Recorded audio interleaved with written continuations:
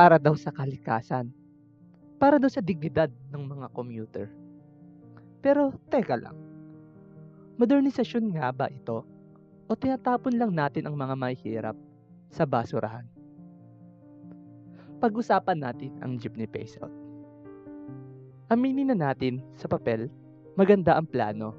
Euro 4 engines para bawas usok, automated na bayad, at syempre, aircon. Sino ba naman ang ayaw ng komportableng biyahe sa init ng Pilipinas? Deserve naman natin yon.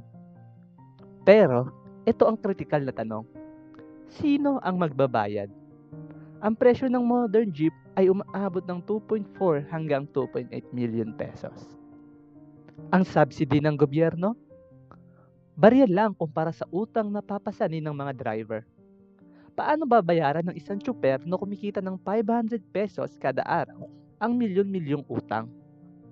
Kaya ito ang matapang kong paninindigan. Tutol ako para sa paraan ng implementasyon. Hindi ako galit sa pagbabago, pero galit ako sa pulisiyang anti-poor.